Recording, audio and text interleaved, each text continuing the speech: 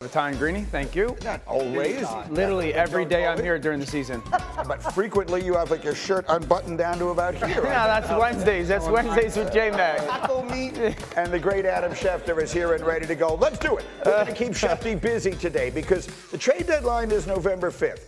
But contending teams, as you are well aware, are making massive moves. This week alone, we've seen Davante Adams to the Jets, Amari Cooper to the Bills, Cam Akers to the Vikings. The NFL in-season moves used to be a very rare thing. All of a sudden, we're starting to see more and more of it. Who among us can forget Christian McCaffrey a couple of years ago? The 49ers get him from Carolina.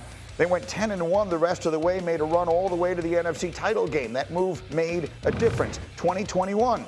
The Rams bolstering their roster during the season, adding Von Miller and Odell Beckham Jr. We all know how that wound up. That team wound up winning the Super Bowl, and both those players played huge roles in getting there. All the way back to 2010, Seattle, the in-season move for Marshawn Lynch.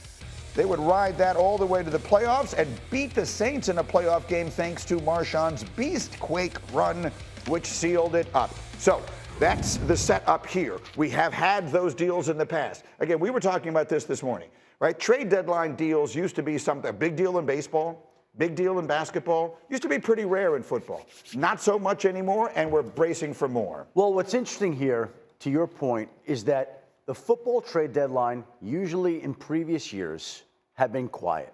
And over the last 3, 4, 5 years, with the new breed of younger general managers, there has been an influx of activity, an increase in activity. We've seen more and more trades to where if you go back to the deadline day the last few years, there is a flurry of activity. There are a lot of moves made. And now, this has not happened. Tuesday, 3 weeks prior to the trade deadline, you get 3 trades. And now that sends a message to everybody else in the league.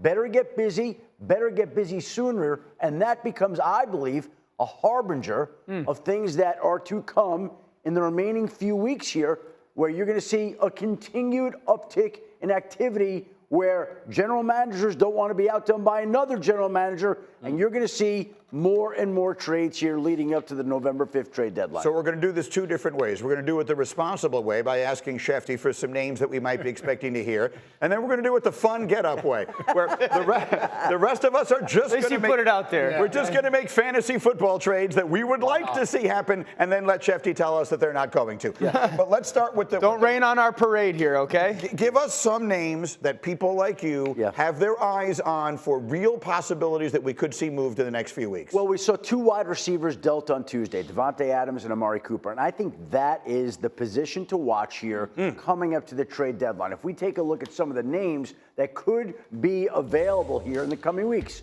you got Deontay Johnson, Jonathan Mingo, Adam Thielen in Carolina, Traylon Burks and DeAndre Hopkins in Tennessee, Zadarius Smith, Darius Slayton, Mike Williams, Zay Jones. There are a lot of wide receivers available if you decide that that's the way you want to go. Now, the thing to also keep in mind is how these next few weeks play out leading up to the trade deadline. Because if Jacksonville doesn't win games, are they all of a sudden willing to sell off parts? The Cleveland Browns already have traded Amari Cooper. If they keep losing, are they going to sell more? I know people have brought up T. Higgins. That would be very Bengals-like for them to deal him with their schedule lightening up in the second half. I don't see that happening, but these next 3 weeks help influence whether a team will or won't be active at the trade deadline, whether they will or won't be buyers or sellers. There's a lot to unfold here in the next few weeks.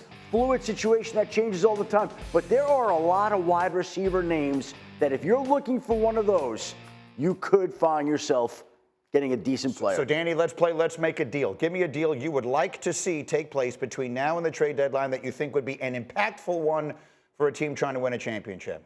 The Detroit Lions trading for Zadarius Smith. The Aiden Hutchinson had 28 pressures. The next on their team is Josh Paschal with 5. No contender needs more edge rush help than the Detroit Lions after the Hutchinson injury. And this isn't the end-all, be-all or the fixed problem, but Zadarius is a fantastic player. I think he's really good in the run game, better as a pass rusher. The Lions going into this past week were the best team in the NFC. I don't see them as that best team in the NFC now, given that injury. If they add Za'Darius, they're back to being the best team in the NFC. But I'm just very glad to see that Dan's moved off his desire to get Myles Garrett or Max Crosby. I still hold out hope. I still hold out hope. Well, to be clear, because you're telling us those aren't going to happen. Teams, look, let me say this, and anything can happen in the NFL always. Sure. We understand that. But teams are not in the business of trading away the heart and soul of their team. I'm aware of that, no doubt. Yeah, I get that. The Raiders will not matter until they get a quarterback. And I don't see them trading Max Crosby, and I don't see the Browns trading Myles Garrett. I don't care if neither one of those teams wins any games up until the trade deadline. I don't think their stance changes. Okay, that's fair enough. You just want to save the guys, huh? Yeah, Get them out of there. Give them a chance. Yeah. J-Mac, give me a deal that you could see happening that would make a difference. Well, Schefter said the wide receivers are at a premium, so I want to keep it right there. DeAndre Hopkins goes to the Pittsburgh Steelers. Yeah. Well, Tomlin's flirting about playing Russell Wilson. Hopefully that he's able to get the ball out and get it on the edge a little bit more. Do you guys know who the second leading receiver is on the Pittsburgh Steelers outside the numbers? No, you have no idea because it's Najee Harris. He's the next guy in line after George Pickens. They need help on the outside. No doubt. And a guy like DeAndre Hopkins who wins contested passes, he can go out there and win and really help them. That's a deal they need to make Monday. Yes. They need not to make it before Sunday because they play the Jets on Sunday. But as soon as they get through You want that it Monday game, at 7:58 a.m. I need that deal. I'll take it any time. All Doesn't these matter. deals seem to be happening at 10:01. I'll live with that so long as it doesn't happen in time for Sunday night. Harry, give me a deal that you think would make a difference. Yeah, I'm going to go Trey Hendrickson, defensive end from the Cincinnati Bengals to the Detroit Lions. He's another guy that isn't happy in Cincinnati. He wanted a new contract. We know Mike Brown is stingy, doesn't like playing players. Look at the wide receiver situation that's going on there with T. Higgins and Jamar Chase. I love Trey Hendrickson in Detroit. We'd all love to They're see going to it. do it right now. I don't see the still Bengals in- trading away parts Because when their schedule is soft. Exactly. Yeah. Exactly. They're 2-4. If they lost their next couple of games or were 2-6 before the deadline, Damn. I still think they can make a run in the second half, which is why I don't believe they trade Trey Hendrickson or T. Higgins. Why are they building for next year when they still feel like they could win? So my trade this makes year? the most sense out of everybody. Is that what Gold you're saying? star, J-Mac. Gold star. That's what I'm talking about, Schefter. And I'll throw one in there just in the interest of fun and make sense. I saw Nick Chubb coming back yesterday. You know who needs Nick Chubb more than they need anything in the world is the Dallas Cowboys. The Cowboys, if they think they're going to have a season, have to figure out how to run the ball. I got news for you, Greeny. Yeah. Nick Chubb ain't saving the Cowboys, bub. Is anyone saving the Cowboys? No. About 6 different players. If you can trade for Defensive 6 players? of them. You need 6 guys on that defense? Is that what you're telling me? You need 2 interior defensive players. You need a number 2/number 3 wide receiver. Running back. You probably need a running back at some point. That's fair, but they need 5 more players to help them become a better football So team. what you're saying, they need prayer? Yeah, I mean Start making the trades now. You have the next few weeks. The Cowboys have gotten outrushed by 400 yards this season. Right. Nick Chubb is not going to help that exponentially. They do not do one thing on offense well. There's not one thing on offense. To put it in Harry's lingo, that team bad. That team.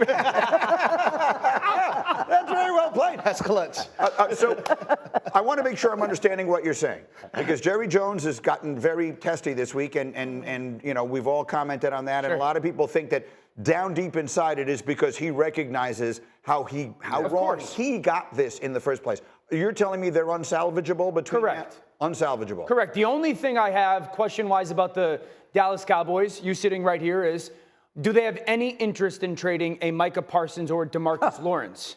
Micah seems very unlikely, but DeMarcus Lawrence, who's still a fantastic player for them, Green, they don't do anything well on offense, and they can't stop the run on defense. That's not going to win you football games in this league. Look, their schedule is the anti-Bengal schedule. It's brutal. It's a murderer's row for the Dallas Cowboys. Their season looks like it's going to get tougher, not easier. Do you think they would trade DeMarcus Lawrence? I just don't see them doing that. I don't see them giving up on anything. Do you think that Jerry Jones wants to give up on any chances to win while he can? I don't think he will, but the question is the division going to run away and hide from him? Are the Eagles or the Commanders going to run away to a place where if you're Jerry Jones and you're thinking, I can get to 9-8, I've got a fighting 9-8 will not win the division. Probably not. But my point Washington's is, schedule is very favorable in their direction, so I don't think 9 wins. The division, yes, they are at best the third best team in their division. But to I your agree, point, but Greeny, they're one game out of first place. exactly. For whatever it's worth, they're one, as we speak, they're one game out of first place. with a lot of guys who aren't playing right now. So if we you're got trying to eyeballs. yes, no question. We got eyeballs. You don't lose 47-9 to a contender and still feel like you're a contender. Right. But if you're trying to rationalize and give yourself hope, you're like, all right, if we get Micah back, if we get DeMarcus Lawrence back, our starting cornerback back, Deron Bland, like they're missing a ton of guys. Eric Kendricks didn't play in that game as well. I agree. I understand both sides are right here. You're saying there's nothing they can do that's going to make them a Super Bowl contender, and I think everyone at this table agrees. He's saying Jerry Jones isn't going to start selling off parts, and I agree with that too. I don't. We may all think that. I don't see him thinking that.